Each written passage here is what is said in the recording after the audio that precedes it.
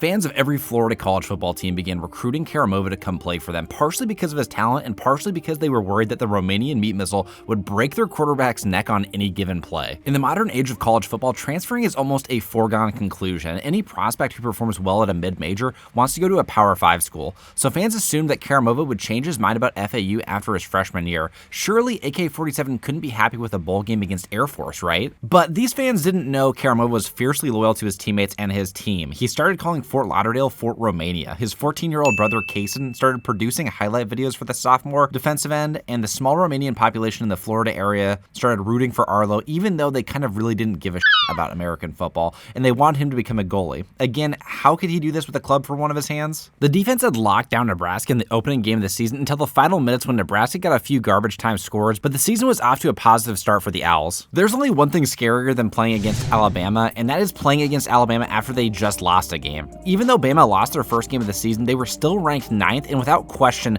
this would be the biggest game for the Owls in the time that Karimova had been there. The campus was buzzing all week with bring down Bama chants, and FAU students felt that they had a legitimate shot to beat the Crimson Tide after just beating Nebraska, but Alabama was a completely different beast. The Owls D had held Bama to just 3 points with 40 seconds left in the half, but FAU's offense wasn't giving them any help. Bama scored a touchdown to end the half, and at this pace, the Owls D would need to put a score on the board themselves. They were losing, but it wasn't for a lack of trying by Karimova, who was getting pressure and stopping the run as much as he could against a team of 5-star offensive line recruits. FAU couldn't upset Bama and took their first loss 20-0. The same statements as last season were already being made. FAU can't be a top 25 team because their offense was holding them back, and at this point it was true. And Karimova started the first 2 games without a single sack and with only 2 tackles for loss, leaving some people on the inside to believe that the Bolivian marching powder is what gave Karimova his superpowers, but they must not have watched his senior year of high school. Despite the lack of production, Karimova was becoming a cult hero at this small coastal school, and his defensive teammates were no slouches either. The front 7 for the Owls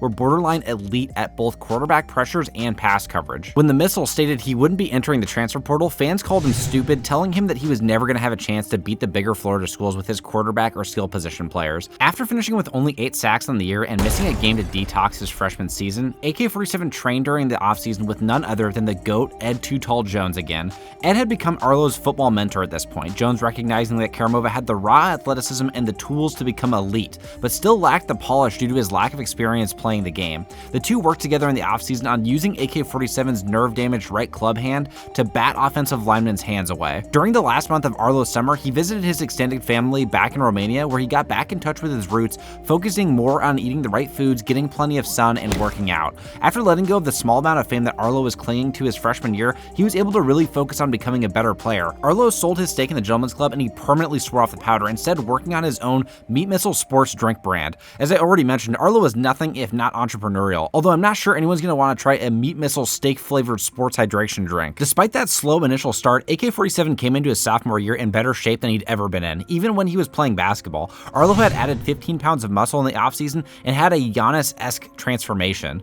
Arlo had also met with Hansel Emanuel, a high school basketball player with only one hand that was pursuing a D1 basketball scholarship at the time. The two inspired each other to make it as professionals despite their physical limitations. Another UCF legend also reached out to AK-47 during the season. Shaquem Griffin, former star linebacker, famously made the Seahawks roster primarily as a special teamer and an exceptional athlete with just one hand. While working with Too Tall Jones helped Arlo use his size and athleticism, working with Shaquem helped him develop his skills with his unique limitations. The one player AK-47 really wanted to meet was Trey Hendrickson, an FAU legend and the all-time leader in sacks at the school. Trey was busy though at the time, of course, fighting for a playoff spot with the Bengals in the AFC North. As an added motivation, Karimova's parents decided that they would go to any game in Florida that Arlo had. On top of that, Arlo's cousins, aunts, and uncles would come to 2 away games this season. Karimova had more of a support system than ever before. They knew that Arlo needed stable support from his family to keep him off of the nose candy. Arlo had some goals that he had set for his sophomore year. He wanted to become first team all-conference, and he wanted to win one award that he was listed for last season. He was in the top 10 for the Nagurski and the Bednarik, but it was pretty unusual for a sophomore to win these awards. Arlo's stats had begun to turn around, racking up 6 sacks in just 3 games, but the Owls had fallen to just 1-4, with their one win coming in the first game against Nebraska. Their next game wouldn't be a freebie either, as they took on number 23 ranked LSU, another SEC school. LSU had just 1 loss at this point in the season. The Owls defense was doing everything they could. Arlo and his teammates were getting sack after sack and forcing turnovers. LSU only had 14 points midway through the third quarter, but once again, the Owls offense had only put up 7 points. The Owls were closing in on their 5th straight loss. LSU ended up winning 20-7 as the Owls shifted their attention to their next in-conference matchup against mid-Tennessee. The Lightning were just 3-3, but their offense gave the Owls some trouble last year. Arlo made a statement play to start the game, sacking Isaiah Gathings, and the defense played lights out for all 4 quarters. The one field goal the Lightning got to end the first would be their only score of the game, as an FAU DB punched the ball out on the goal line in the second quarter to stop a score. Finally, FAU's offense got some points on the board in the second half, putting up 14. With 2 minutes left in the game, the Lightning needed a 4th down conversion to stay in the game, and the Owls D completely shut them down. One of the best feelings is finally getting a taste of victory after a losing streak, and FAU partied all night in Tennessee after the game with the coaching staff. A lot of FAU fans had soured on the team, but it wasn't because of the defense, obviously. Few fans were showing up to home games, but Arlo's family was always there. Sadly, Arlo's Meat Sports hydration drink was another flop, which only added to the sadness that he was feeling at the time. His family helped him gain some perspective by reminding him of all the things that he'd been able to do now that he was a college athlete. His family was thriving more than ever before, his parents had moved into a new place, and his extended family was thinking of spending some time down in Florida. The problem was that they didn't know AK-47 had developed a gambling addiction. When one addiction goes, sometimes it can get replaced with something else, especially when things aren't going well in someone's life. Arlo felt like garbage because his team was losing despite all the work he had put in over the summer, and his sports drink was a net negative financially. Because of his new gambling addiction, Arlo pissed away all the NIL money that he had left, so his parents didn't know that they didn't have enough money to pay for the mortgage in a couple of months, and that the Karamova's extended family wouldn't be able to visit this coming summer unless something drastic changed. Arlo's life seemed to be unraveling faster than a roll of toilet paper in a college dorm bathroom. The highs of the victories against Middle Tennessee and East Carolina quickly faded as the reality of their 3-5 record would set in every night.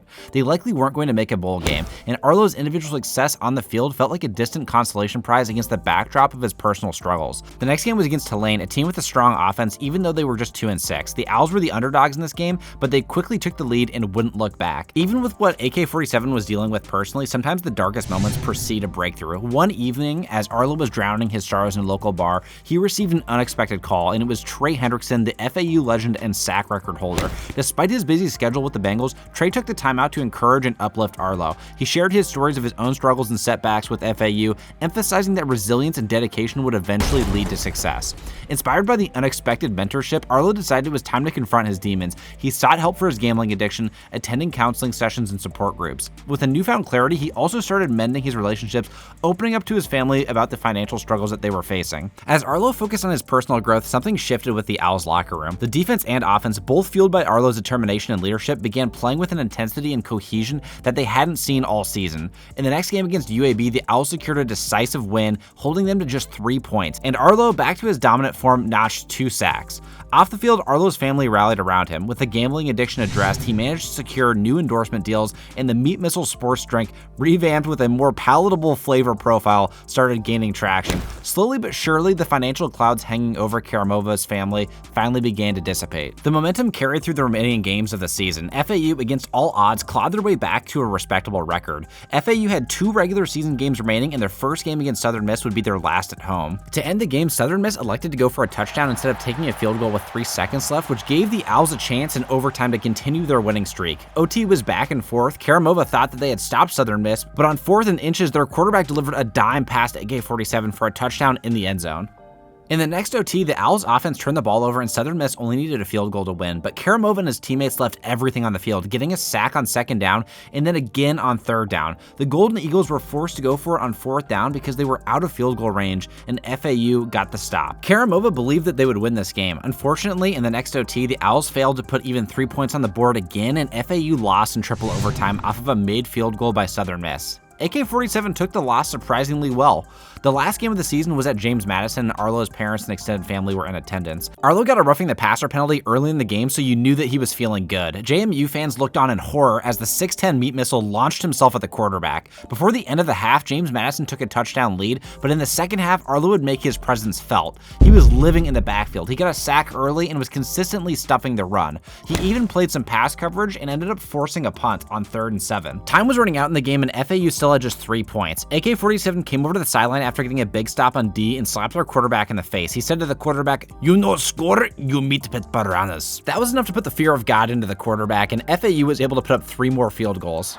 FAU came out with the win, and the FAU fans in attendance erupted in cheers. It wasn't just a win, it was a redemption arc, a testament to resilience. FAU had come back from a 1-5 record to finish with a 5-6 record. Despite not making a bowl game, the FAU players were all smiling. As the crowd chanted Arlo's nickname, nickname, Arlo embraced his family on the field. It became clear that the sophomore season had not only transformed Arlo Karimova as a player, but also as a person. The Romanian meat missile had faced his demons, conquered adversity, and emerged stronger than ever, ready to carry the lessons learned into the challenges that awaited him in his junior season. Arlo also picked up some hardware too, winning the Nagurski and the Lombardi his sophomore year while racking up 14 sacks. The next challenge was to break the all-time FAU sacks record.